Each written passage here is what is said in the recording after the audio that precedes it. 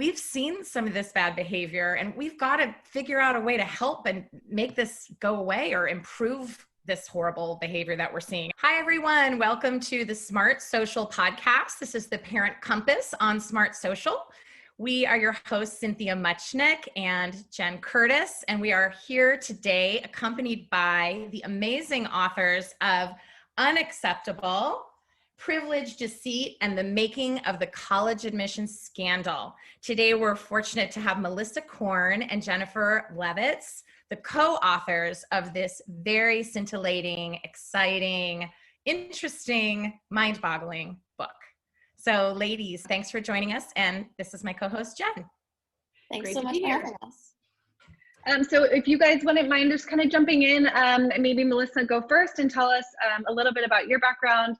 And then Jennifer, we'd love to hear from you guys about that. Sure.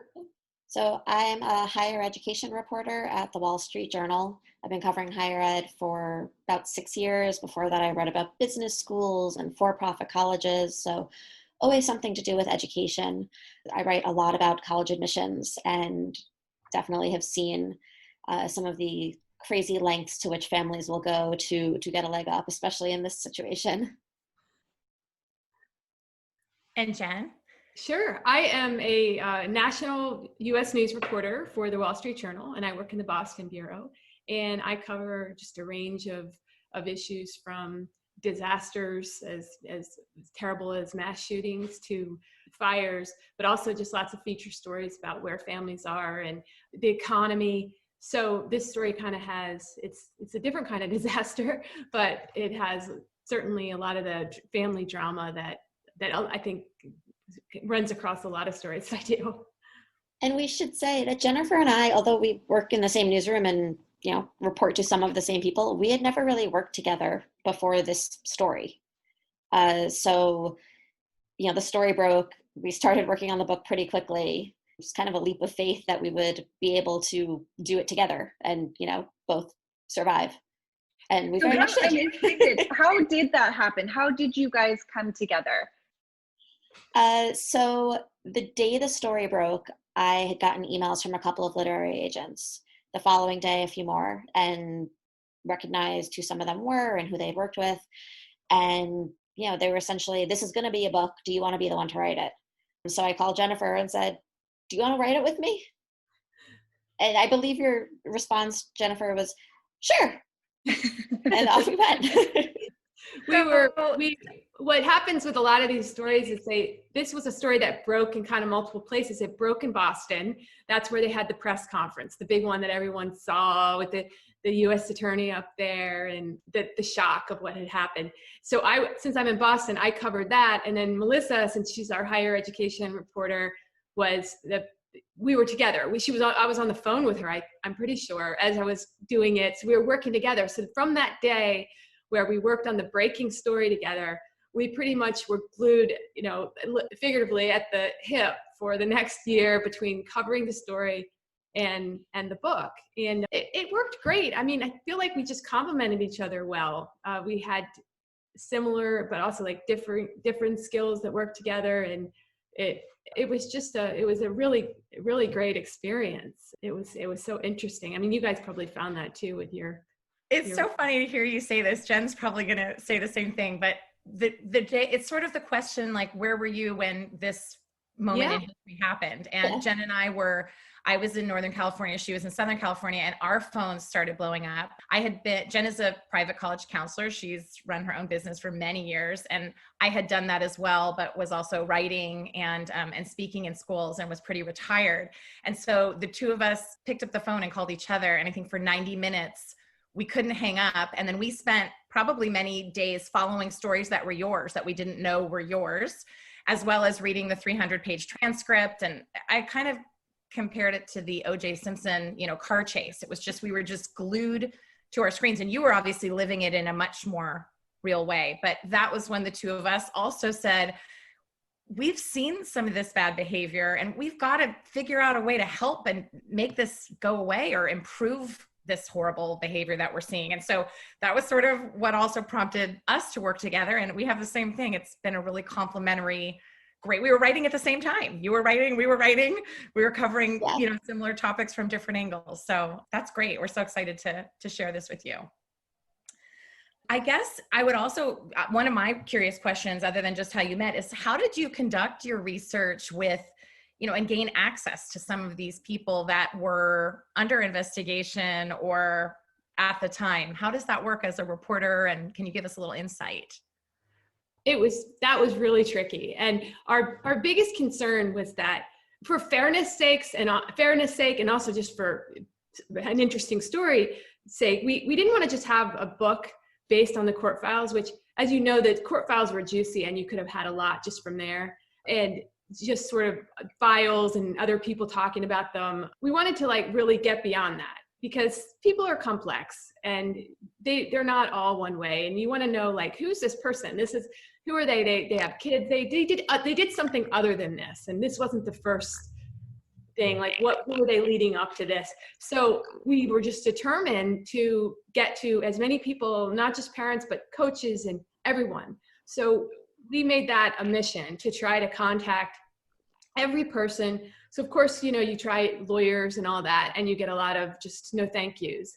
But we didn't stop there. We flew places, we drove around, we left notes, we sent direct text messages and left letters, because we didn't know who was getting our messages. The funny thing about this group is that they are so surrounded by people. You can't knock on the door, first of all, because there's usually a gate, and they have some sort of crisis team around them, lawyers, and so you can't really get to them. But ultimately, we found that really just being honest and like getting the word to people that, look, we want to know the full you. We want to know the full story. We don't want to just go off. We're going to write about it because it's in the court document. You can help us shed some light on who you are. And so did you feel that approach worked when you sort of leveled with them and said, hey, we just want to let your voice be heard? Exactly. With some people, it did. I think there was some appreciation, like, yeah, because I do have a side. It might not be a completely sympathetic side, but I do have something to say. I mean, we had to be super careful too, because, you know, you want to get as close to the truth as you can always. And, you know, people who are still working out deals and everybody cares about their image, and nobody wants to look like a bad person. So you don't want to get spun either.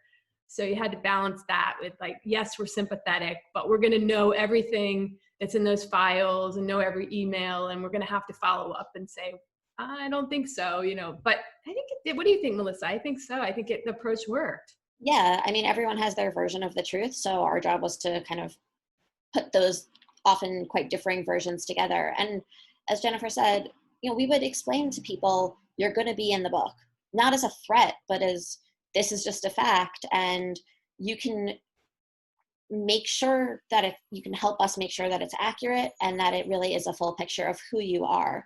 And I think as we wrote through it and we did get some of that access, some of the sections changed because we learned very different things about the motivations for individuals and the fallout and things like that we wouldn't have been able to get without speaking directly to them.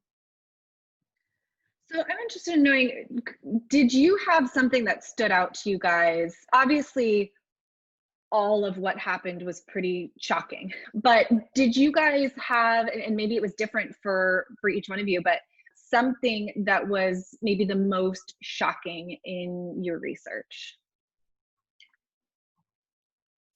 Trying to think. I think the Jane Buckingham test at home stuff was kind of the most outrageous, like proctoring the test. Jennifer, do you want to? When you started to see the spiral that some people went down, that was pretty amazing. How you can start down some road and I guess convince yourself, and things would just get crazier and crazier. So yeah, Jane Buckingham had arranged with Rick Singer to have her son take a test at the Houston site, because, you know, that was part of his scam, sending kids off to one of the sites he owned, and he would have someone rig the test there. But her son got sick. So the plan went haywire because the son got sick. So they didn't know what to do. And so that's where things started to get really nutty, as if sending your kid to Houston isn't sort of, you know, eyebrow raising enough. She had a plan where she got a handwriting sample from her son, and she had to give it to the people there, give it to Rick Singer. But then she really didn't want her son to know that somebody was doing this. She wanted to hide. She was one of the parents who really wanted to keep this from her son. So she had to concoct yet another story. It's the old saying, like, one lie and then you have to do 3 more to cover that one up, and you're trying to remember them all. So she just, told him that she'd gotten permission to proctor the test at home, and she sat him down at home in a study area and like timed the tests and was his proctor and went through the whole routine and then mailed the test off to Rick Singer. As if that made it more official. Somehow, as if putting it in the mail and going through it somehow was making it legitimate. So that was... If I recall, her son seemed to have caught on, or at least much more after the fact, when he spoke out kind of against his mom and against the world that he has been raised in. These teenagers, and as a mother of a college and a college graduate and a current high schooler, they really, for the most part, they really get what's going on, I think. And to me, that was a surprising part of the book, and also of the, reading the documents, of how many kids it seemed like didn't know what was going on. And I think it's hard as an intelligent person, an intelligent reader, and as a parent to think your kids didn't feel there was something off about this or some secret to keep. The families that you talk about where the kids were bragging about, that was really easy. That was so fun. And just pretty shocking and embarrassing, obviously changing your life in a way forever. Right. Yeah, some of the cases, some of them, the teens did have diagnosed learning differences from years earlier. So getting extra time maybe wasn't so outlandish for them. And, the parent told enough of a cover story about why they were going to be wherever they were going to be to take it. It depends how gullible you are, how trusting you are as a teenager, right? How much you buy anything your parent says.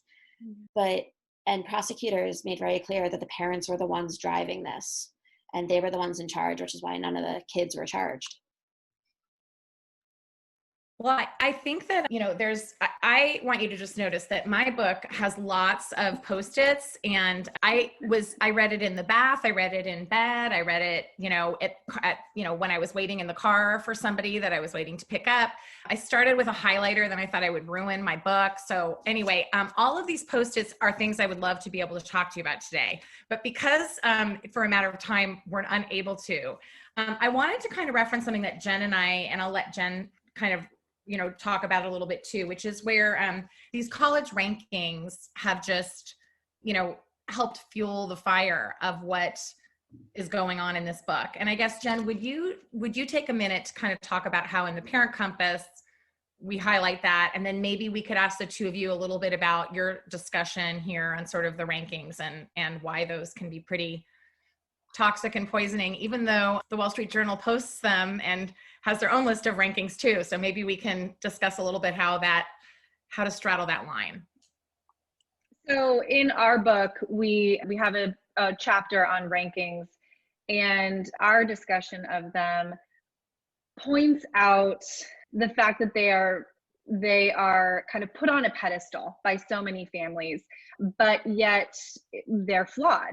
We even talk about this one little anecdote of this family I had years ago that came in, and they hand me this list, and these are the only schools that my kid can apply to, and turns out that it was a list of graduate schools that had like nothing to do with this child. And I think families don't really know the formulas that go into the rankings, and we kind of go through and describe what goes into the formula, and pointing out the fact that the rankings do not measure student engagement. They don't measure what the kids come out of college having gained. They don't talk about the presence of mentors and other things that research shows us actually are a better way to gauge the student's learning experience. And we really try to get parents to self-evaluate the messaging that they give to their kids and their own biases about certain name brand schools. So that's kind of the approach that we take. And I would love to know what you guys say, and if you could tell the audience what you guys say in the book about your take on the rankings. So the rankings, really fueled by US News and World Report starting in the 80s, went from being kind of an interesting list to the definitive, here's what schools are good and what schools are not as good. But rankings, whether it's US News's or anyone's, are a blunt instrument, right? They measure best by certain standards, certain metrics, often related to inputs, you know, how selective a school was, the things like that, and not outcomes. And even for those rankings that do look at things like outcomes, I generally advise readers, I advise parents, rankings can be, for some, a starting point for people who really don't know kind of what peer schools might be for a particular institution, but they are certainly not the end all be all of what school is better, because as we talk about in the book, the best school for one student is not the best school for another, right? One could be a liberal arts college, one could be a big research university, rural, urban, and that stuff doesn't really get taken into account in most rankings. Jen, you mentioned student engagement, and I will say, as somebody who's part of the team that writes stories about the Wall Street Journal Times Higher Ed rankings, those rankings actually do include surveys of student engagement, students' responses on things like, did you feel like it was worthwhile? Those sorts of questions. So that's generally considered one of the differentiators for that ranking. But even then, and I just did an event for the rankings package that came out last week, even then, it's just a starting point. Yeah, that rankings, I'll just tell you a side story related to that rankings article and the rankings package, which is I'm on a message board for my own son's university. And, you know, the parents of kids who are already admitted and already students at this university were disappointed with where the school fell on the list. And I'm reading this thinking like, you all need to buy a copy of the Parent Compass and a copy of Unacceptable and just kind of like get your acts together here. And I think that kind of leads us to maybe our next question for you guys, which is, could each of you comment on, just, you know, in a few thoughts of what did you feel like you learned about parenting or about humanity as a whole in your conversations with these parents? What were your kind of main takeaways that maybe you could share with us? I could try. I think that, I don't know if it's because of if it says something about how we live, where we live around people who are very much like us. A lot of people live in bubbles. You know, I can speak for myself. This could be defined as a bubble. And so I think what that can lead to is some sort of warped perspective. And you really, so for me, talking with some of these people, and they're, you know, lawyers and so forth, just flat out explaining to you in a very straight face of like why they were concerned about X and what their anxieties were. And you just thinking, you need to get out. You need to like get out and talk to other people. Like, what has happened? Something has gone very wrong here. And it's like, and I think that can happen to any of us. Like, if you're just talking with the same, you know, 20 people and everybody's doing this and we've got to do this, and then to not even realize like how you sound, and it's not like you don't care about other people. But I remember talking with one parent who, you know, was just so, she said, I had no idea that another kid could be affected by what I did. And I thought, okay, that tells me you don't know one family where, you know, there's something missing. There's just like a chip missing. And I think it can happen. I don't just blame them. I think it can happen in all kinds of circles. Right. There's this, you know, when you live in one of these communities where a lot of the families involved in the scandal lived, it's standard to hire an SAT tutor and an essay coach and a private college counselor on top of the one you're getting at the, you know, $30,000 a year high school.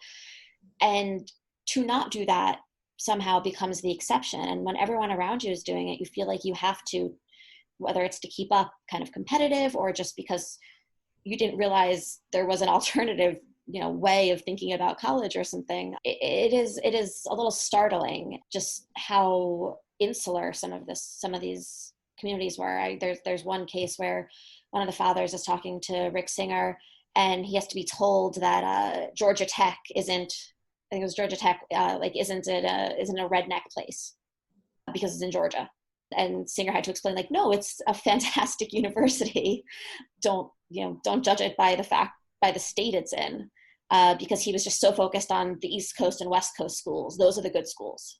The ones in the middle country. It would be interesting. It would be interesting in either a follow-up book, which I have a question, if you plan to do something of where you left off and the next, because it must have been difficult to decide. Well, I guess you had a deadline of where the book needed to end to go to press and to come out and all of that and whatnot. But it'd be interesting, just as a side social experiment, to almost say, okay, where did all of these parents go to college of these kids involved? Some of them went to what I think they would call highly ranked, selective, well-respected colleges, however we want to determine that based on maybe a rankings list. And even by a legacy standpoint or another, not a side door, but maybe something that's another part of the flaw in our system, or an athletic, who knows, their kids might have had an opportunity to go to the same school as their own parent. And in some cases, maybe the parents didn't go to college or went to a college they felt wasn't good enough for their kid. And we recently did an interview last week at our book launch where a director of a local high school called it competitive parenting.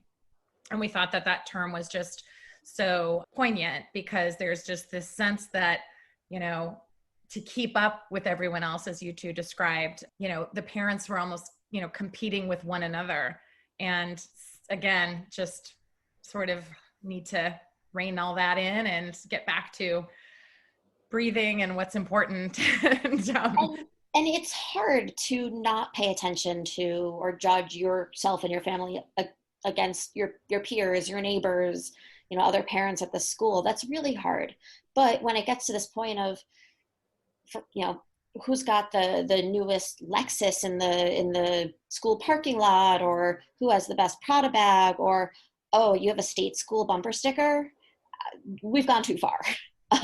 There's something that can be motivating, perhaps in a healthy way, but as these stories show, there's definitely a very unhealthy extreme that I think is probably too common.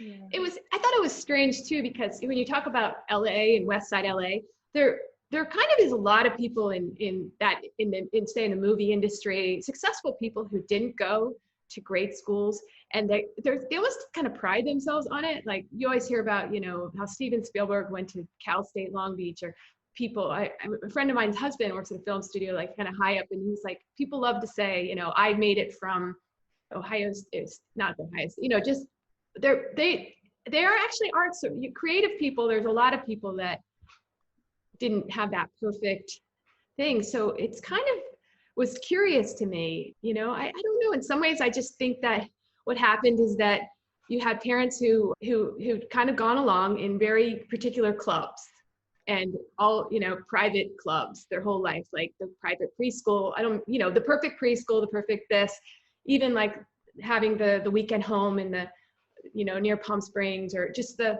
very clubs. And then you find out that your kid is kind of like average. I mean, I don't say that in an insulting way, like they're just kind of normal. Like I was a normal kid, I was just like a regular kid, had lots of interests, but wasn't, gonna go anywhere super great. And you bloom later. And they were like, uh-oh, and you're told, guess what? Your kid's kind of like everyone else. You're probably not going to get into a really fancy club. You're going to have to go for a much, the lower pool, like, you're not going to the country club. You're going to go to like not the municipal pool, but you're probably going to go to like the middle pool, where sort of like you might have some, and I think some of them just couldn't take it. Instead of just saying like, oh, my kid's great, but and they're going to bloom later. Like they're not Mr. President of everything in this, I don't know. It looks like it worked out great. Look at you with this great book, and eternal. And I mean, I agree. We agree with you. Kids bloom at different times, and we talk about parents needing to just look at their kid for who they are and where they are, and just where they fall into sort of the spectrum academically and where they fall into their interests, and to try to appreciate who's in front of you and help support that in healthy ways. I think some of that is on high schools too. Some of the onus of that. High schools could do, many high schools, I say some do this already, but many could do a better job highlighting the range of schools that their graduates attend as a good thing. You know, not here are the Ivy grads. And then, oh yeah, we had some students at these other schools too. But, you know, celebrate the fact that you have students who are going to performing arts programs and to, you know, engineering programs and public and private and big and small and schools maybe that you haven't heard of, but that's okay because that's a good fit for that student. And actually embracing that of destinations. Have kids from those schools come back to talk to the other kids. Say, look, you know, I went to this school and, you know, and everything turned out fine. And that will help break the cycle for sure. I mean, it will just help add more reality to, you know, kind of the world that we're living in. There's about 4,000 colleges in the country. Plenty of choices. Jennifer, I love what you had said, because I think so much of that is parents more worried about where their kid goes to college and what that means for what they looked like. And so we have a whole chapter in the book about forcing parents to really take a close look at themselves and really be vulnerable enough to evaluate their parenting and evaluate why it's so important for them to do what it is that they do and why they're so concerned about what that means about them. So I think that's a really valuable point. Oh, go ahead. Well, so I was just going to say, and all this is so interesting. Again, we could talk to both of you for hours. So I know you're both super hard at work. I think I just read an article you did, Melissa, on some COVID-19 stuff going on campuses and how many more people in our country are getting sick as a result of kids who've gone back. I mean, both of you clearly have the finger on the pulse of, you know, education and what's going on right now in our crazy world. And I guess my question for both of you, as I know you're continuing with your writing for your paper and your publication, but what's next for you? Like, you have the book, which we know will carry through for a long time. Do you have some plans that you can share with us of, or are you just going to coast with this for as long as it goes, which should hopefully be a really long time, or maybe a prologue or an epilogue for the next printing of the book? You know, it's funny. We were pretty close to kind of pressing send to the printer when Laurie Loughlin and Massimo Giannulli pleaded guilty. And we really quick scrambled and changed around a few paragraphs and, you know, a little bit more information. But so much of the story hasn't wrapped up yet. There's going to be trials in 2021, and Jennifer and I will cover those for the paper. And listen, once we're in our 500th printing of the book, I think I'd love to add an epilogue or an update on kind of where things stand for sure. But right now we're still in the thick of it, which we thought that it was important for us to get the book out when we did, because it is still present. And it turned out, I mean, this is, you know, discussions of equity and access and fairness are so much part of the national dialogue right now that it fits very well. But we knew that writing the book and kind of saying this is the finish line, that there would be stuff to come after. I've joked for a while that after we handed in the manuscript, I was just going to catch up on sleep, but that never really happened. Right. Jen and I felt the same way with the Parent Compass. We felt a sense of urgency to get it into the hands of parents as soon as we could, you know, kind of while this college admission scandal was still going on. I mean, we didn't write the book as an exclusive reaction to it, but it was really the catalyst for us to say something. You know, we'd witnessed, you know, shadows of this behavior in families we'd worked with through the years. And we pride ourselves on doing college counseling in the right way, in the cheerleading way, and the supporting a student for where they are and allowing them to feel really good about who they are in the process and where they are when they're 17, not when they're in their 30s and 40s. And so we felt this sense of urgency too, to get the Parent Compass out. And then, as you guys both know, on top of all this, when COVID-19 hit, it almost took on a whole nother layer of, I don't know, for us with our audience, we felt like another layer of help to provide, that we weren't writing it for a pandemic audience. But your book too seems to kind of carry over into these multiple crises that seem to be plaguing our planet in 2020. So just throwing that out. I think your book sounds so, I mean, it's just fascinating too. And almost the idea that, because you saw things like on the legal side of it, but just sort of, I'd love to hear what highlights you saw. What are some of the things you saw? Yeah, what surprised you guys about the scandal? Yeah, I mean, about the scandal or about your book? About what things you saw when you wrote your book, like, because you saw probably just as you mentioned, and we kind of talk a little about this in the book, that this isn't just these parents are just like, it's a continuum, right? There's like scale, this kind of thing goes on at lower levels, and this just dialed it up.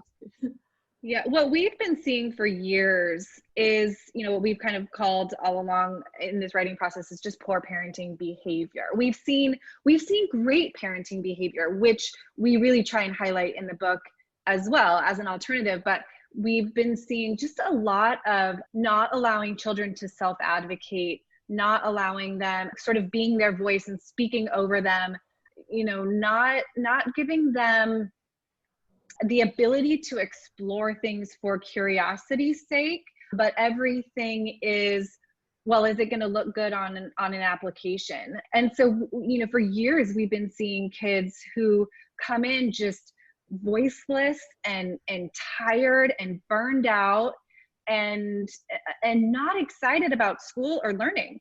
And then we see parents who seem to have it right and who understand how to give their kids the feeling that they have a voice and that they can self-advocate. And simultaneously we were really seeing those kids thrive.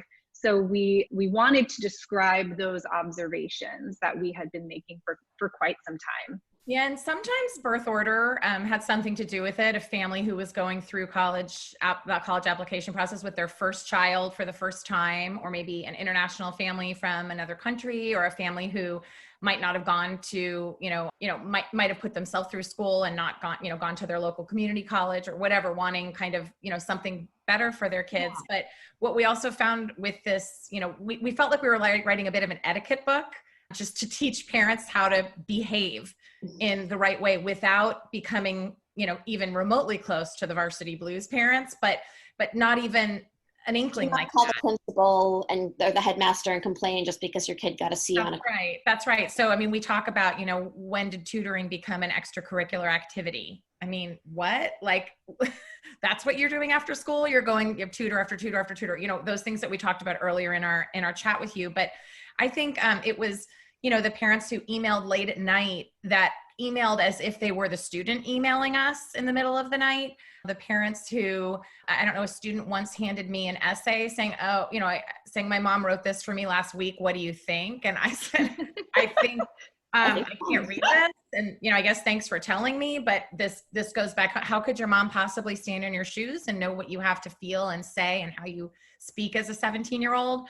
So we'd seen that, but I think sometimes with the second in the birth order, or sometimes with the parents who just were just engaged and proud of their kids at whoever they were and whatever they did, and just the way that you just look at your kids, that these are your kids and these are the people that you made, and let's celebrate them for whatever their interests might be, even if they're very different from mine and if they're academically very different than I was as a student. And I have to say, in my years of doing college counseling, I was, Jenn and I admit in the book, in the introduction and throughout the book, we use our own stories also as examples of mistakes we've made. We are far from perfect as parents. We have made our own sets of mistakes, and we're trying to learn from the things we're also preaching. But what I would say is that when we kind of, took this all on, it really was in a goal to just help and to help parents find their people and get out of that bubble that might be toxic and just find their own village to support them kind of in the right way. And I think the apple doesn't fall far from the tree. I think you can see, kids who are energized and happy with who they are and feel good in their skin. And then you see the parent that just kind of steps back a little and lets them just lets them be a teenager and lets them be who they are and loves them for who they are. So right. Anyway, the kids whose parents did give them that space or do give them that space, or who have claimed it for themselves and said, I don't want to go this route, I'm going to go this route. They're more confident, right? They appreciate that they've been given that chance to figure out who they are. The ones where the parents are still directing everything don't know how to do it themselves once they are given any autonomy. I wrote a story a couple of years ago for the Journal about colleges teaching classes on failure, essentially teaching college students how to fail gracefully, how to bounce back, how to show resilience in, when obstacles arise, because they had never gone through that before, because mom and dad had protected them from all of it up until that point, which is kind of the worst thing you could do, right? Like, let your kid fail in a safe space of the home. Yeah, exactly. Right. Figure out how to be resourceful. I've noticed even working with people who've come who are really young out of that kind of environment. In journalism, a lot of it is being resourceful, and you just get this vague assignment and you have to figure out who would I call and where would I go to find this person or that person. And I just remember working with some people who were they just didn't know, what do I do? I mean, and they didn't have, can't you just think of oh, who might know about the weather? Maybe I'll just pick up a phone and call some state official, there's a creativity you're almost taking because they're not having to figure things out, I think. I would imagine with the press pass and internet access, you probably should be able to access lots of things that the layperson can't access.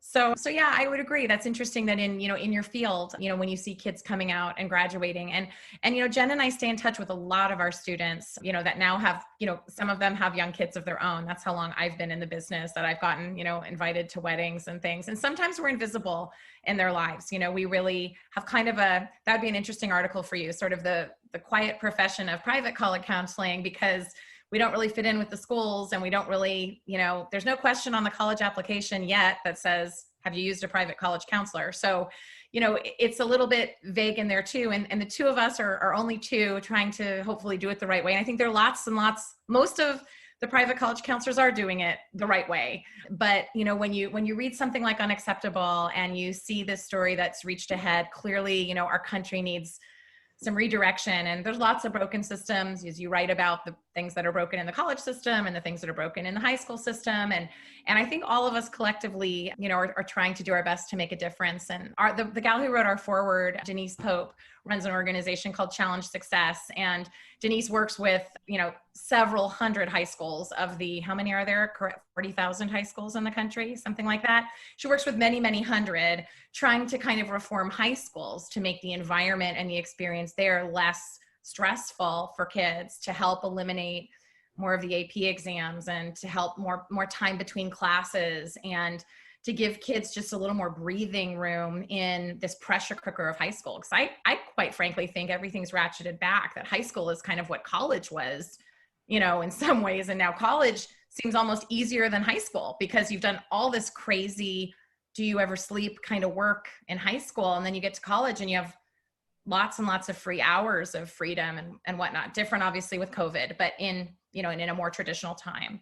So anyway, you ladies, just honestly, this is going to probably be way too long, but we love it. Unacceptable. Tell us how we can follow you or where you can find it, which is probably everywhere, but how would you like our listeners to find you?